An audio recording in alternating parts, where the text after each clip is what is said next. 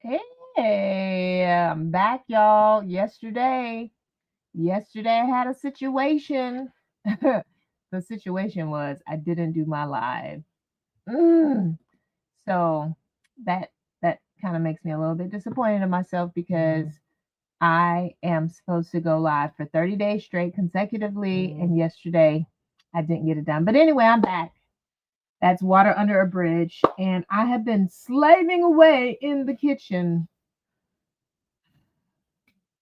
Short story, my son goes to a Montessori school and they do things very different than public education.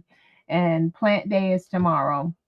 And they recruited him to bring a rutabaga.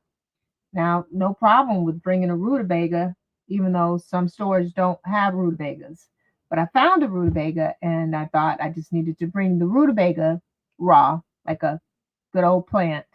Well, his teacher said, no, we're having a feast and everybody has to make something, a dish with their selected plant. Ma'am, first of all, I don't know if you know me, but I don't cook. So now you're asking me to go get a rutabaga, something that is weird, that I've never eaten in my life. Okay, I've never eaten a rutabaga ever. My husband said his mother used to cook it. I should have called her, but instead I went on YouTube, and I don't know how this is going to taste. It is literally still trying to steam. It's been steaming for about 50 minutes, y'all, and it's still hard. It's very hard. So these children, I hope I hope you taste it and you go, I don't like rutabaga. Whatever is gonna happen because your girl barely makes. I know I can make some good mashed potatoes, but anywho, I wanted to come on here and just kind of give you guys a background to my run journey. Every time I come on here, excuse me. So some of you don't know me. Hi, I'm April Pullins, and I am so grateful that you decided to tune in to this live. And I am doing a 30-day challenge, going live every day just to put myself out there, to get uncomfortable and to just share my story and to connect with other people. So in 2020, actually in 2019, I had moved from Gwinnett County out to Newton County, and nobody knew that COVID was in the works and was getting ready to shut down everything. But I had been in a state of depression for probably 5 years. My son was 5,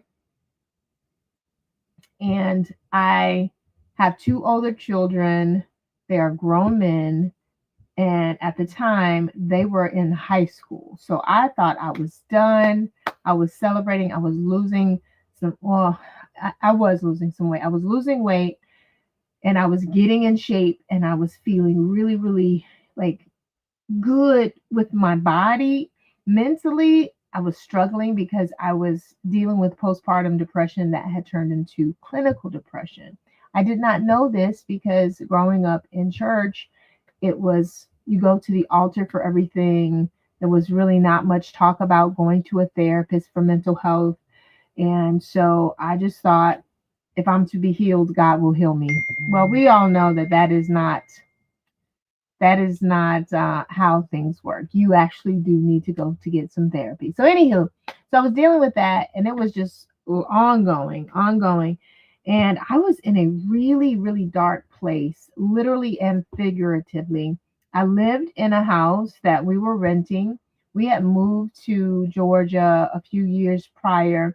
We had foreclosed on our home in Arizona, and we had gone through a lot of marital um, turmoil, turmoil. It was just a lot, and so we moved out here hoping to get a fresh start. And my dad passed away suddenly from pancreatic cancer. It's just a lot of stuff that I didn't realize how much trauma was happening in my life. And I just was just moving, just keep going forward. You know, as a woman, you're just like, okay, and then we do this, and then we do this. So, um, 5 years before 2020, I had moved to, was it 5 years before? Yeah, about 5 years before, I had moved to Georgia. My husband and I had just reconciled. We had just lost our home in Arizona. We were um, renting a home here in the Gwinnett County area. Um, I had just lost my dad.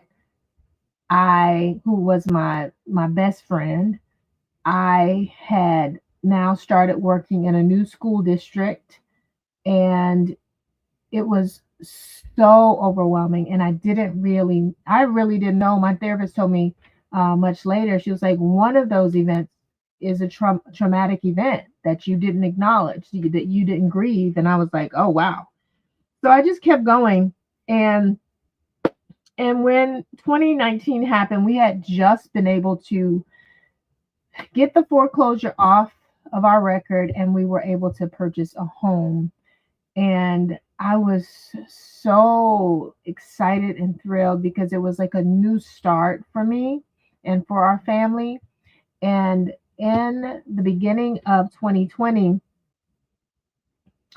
at the time, I was working as an independent representative for a network marketing company. This network marketing company was the best thing in the world for me. I was able to travel the world and make significant income. I left teaching, and it was a beautiful thing. But even on the outside looked really sparkly and glamorous, but on the inside, I still hadn't dealt with the depression. So a couple years before 2020, things started getting a little bit spicy with our company. They weren't paying us on time, and the signs were pointing to that this company was getting ready to go under. And I did not want to accept that because this was home for me. It had been 8 years that I was building this business. We had built a significant team, and it felt so good. And God was telling me, hey, this is not going to be around. And I didn't want to hear it. So when COVID happened, the beginning of COVID, nobody really knew, but I knew that my income was getting ready to dry up because it was already a little bit like spicy. It was already a little bit late. So 2020 happens, February, right before COVID lockdown. February, I go out on my front porch, my brand new house, and I sit there and I am just full of emotion and tears. I posted a video to social media and I said, I am going on a 90-day run. A 90-day run was significant in our industry because it was like a reset. So you go and you recruit people during that time, you go hard. And then I also was like, I want my health to be better. I want to start, eating right and doing right. And spiritually, I wanted to have a better relationship with the Lord. And I sat there and I filmed myself and I cried, and I didn't know the outcome or the result for any of it. But I knew one thing, that I could actually go move my body. I knew getting outside was something that I had done before when I was going through all kinds of traumatic events. I could go outside and move my body. I was never a runner, was never an athlete. Matter of fact, in high school, they kicked me off the volleyball team after like 2 weeks because I was just not that girl. I was in theater. So I had on some really old Nikes, probably 10-year-old Nikes, because I wasn't the athletic girl. So I didn't need to wear them all the time. So I kept them for 10 years. Well, I put those very thin sole shoes on, and I had this hoodie on, and I said, you know what? I'm going to go for a run. What the what?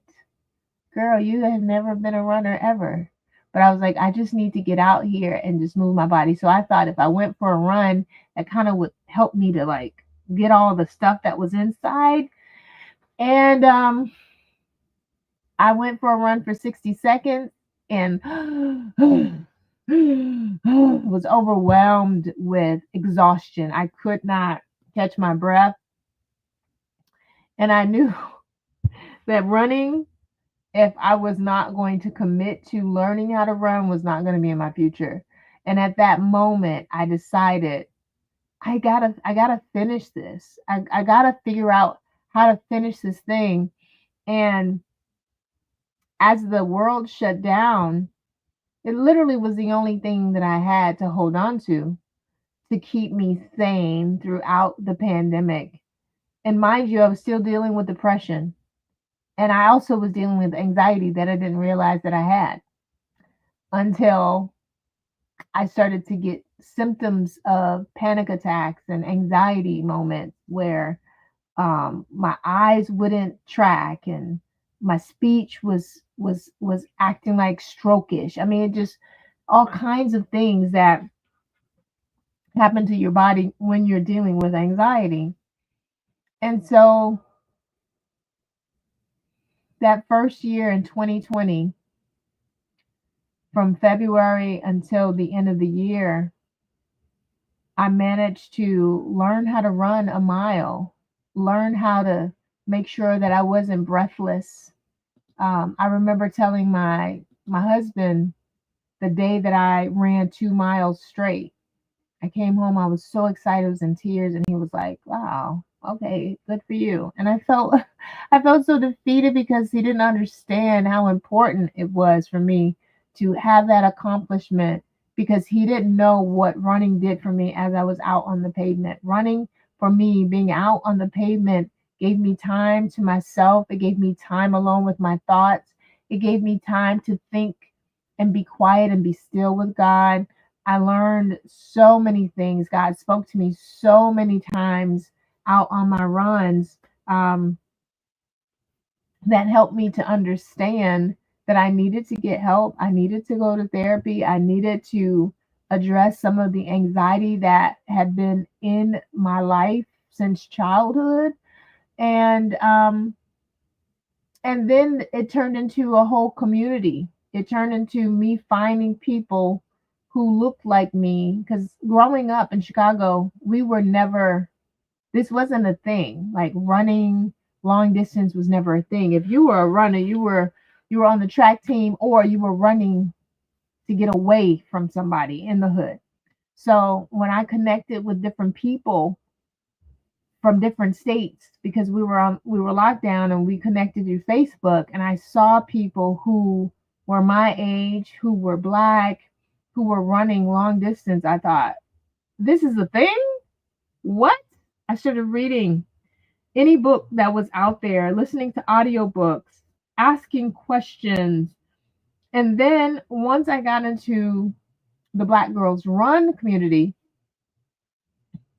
I saw people talk about signing up for races. Like, yeah, I didn't know any of this. I didn't know what races were and why people did the races. And so I decided to sign up for a 5K. My first 5K was a virtual 5K, the race. And it was me and a couple of friends and my son at a popular running path. And we did that during COVID with masks on. Like, y'all, I used to run when I first started running with a mask on. Like, it didn't make any sense, but we were scared. We didn't know what was happening. And from 2020 to now to 2024, sometimes I do think, man, why aren't you further along? Right? Sometimes we can compare ourselves with people and we can go, well, wow, they started the same time that I started and they're so much further. The great thing about running is it is an individual sport, but it also is a community sport.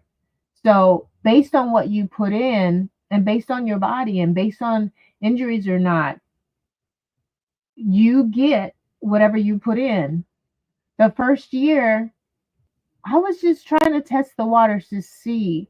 I was excited. I was finding me again, and running was bringing me closer to some of those deep, deep thoughts. So there was a lot of healing that was happening the first year.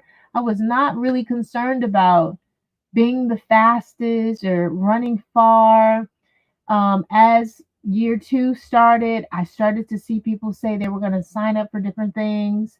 So the very first half marathon that I ran was in 2021. I think it was in 2021. It may have been 2020. No, it was in 20. I don't know. I got to look. But it was the Thanksgiving half, which is coming up this next week. I was injured. I was running that on some IT band injury, and to finish that race was just an incredible feat. Um, and the feeling that I got when I raced, that brought me back to I want to have this feeling again. One of the biggest things for me in running is that when I challenge myself, my body has to get in line with what the goal is. So if I say I'm going to run 13 miles, my body initially is like, heck to the no, we are not doing this. This is deadly. Like your brain, your body's like, we're trying to stay safe. We're trying to be in homeostasis. Okay? We don't want to do anything that's going to be risky. And for me, it allows me to go, my body can do what I say it needs to do. And that's such a powerful thing. It goes far beyond the physical. For me, it goes into the spiritual, it goes into the emotional parts. If you become a runner, you can deal with a lot of emotional baggage and a lot of things that happen in your thoughts. You can, but I also recommend that people say all the time, running is my therapy. That's a misnomer, because you still do need a therapist. Everybody needs somebody who they can dissect and go through things and traumas in their life to help them become a healthier person. So running, I used to say running saved my life, but God corrected me. It was like, no, running didn't save your life. I allowed running into your life as a tool to help you get through life. And so these 4 years have been incredible. I've made some incredible relationship friends. My run boos, we travel together. Um, I met a lady, y'all. I met a lady who had brain cancer, and nobody knew it. She was a part of Black Girls Run. Her name was Kelly Ann, and Kelly Ann was training with us for Chicago Marathon in 2022. She was running all the races. She was training the 16 to 20 weeks that you normally train for a marathon. And she was right by us every event, every training session that we would go out and do long runs. She was right there. She was very quiet. And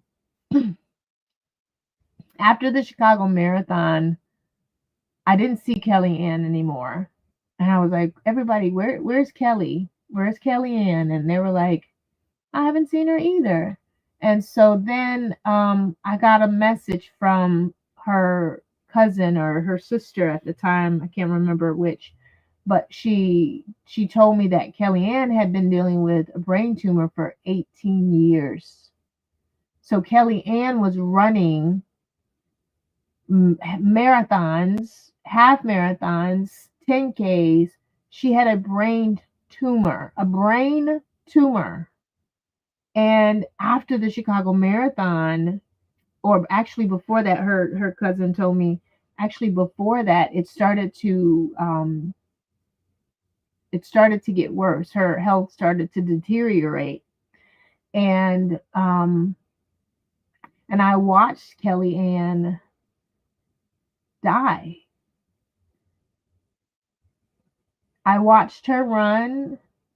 I remember we ran a race together, and it was a 20K, and it was training for Chicago. And I remember that we were the last two people out there. I was out there because I was slow. I didn't know Kellyanne had a brain tumor, but she was out there. And I remember she went the wrong way. And I found out later that that was part of the tumor was causing things to go awry with her thought processes. And but she never said anything. She never complained. She never complained about anything. And I spent a lot of time. I spent a lot of time with Kellyanne as she was transitioning. And I would go, and I remember the first time I went, she didn't have a lot of memory, but I brought her one of our pictures of the Chicago Marathon of all the ladies together. And she smiled and she was like, wow, look at that, look at that, look at that. And then her sister showed me all of her bibs, just piles of bibs that she had run and run. And just to think that this woman ran and continued to push the limits on her body. Her body was fighting her. She had a brain tumor, and she pressed her way to these runs, and she ran until the very last end of her life. Um, After the Chicago Marathon, I can't remember how long after that had she passed, but um, that will always stay with me, to know someone fought and loved to run and ran until the very end. Um, and what running brought her is incredible. It's incredible. So,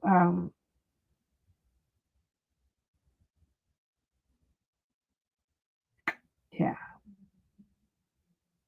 So when it gets hard out there on the pavement, um,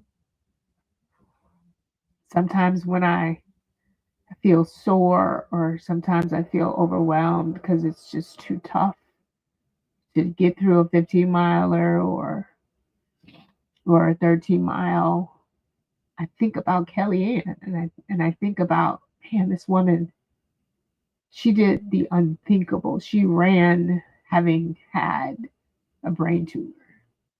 So yeah, this community, this run community, has changed my life. I started a compression sock company because of it. Oh, I said I was going to show socks every time I get on here. So this is ooh, this is one of our very popular styles. It's called Choose Joy, and it's yellow, and it has Psalms 118:24. Um, but a lot of our customers like these because they oh, it says I am happy. It The color is amazing because it's such a bright and lively color. The the mercury on our compression socks, these are very, very soft, and they are moderate compression. So 15 to 20 compression mmHg. They're never going to be too tight. Our customers wear these on flights, long flights, or running on their feet all day. So yeah, that's the Choose Joy. That's on our website. Alrighty, thank you guys. I'm gonna go upstairs and try to finish off this rutabaga that I don't know what I'm doing. Say a prayer. Alrighty, thank y'all so much for joining me. Have a great night.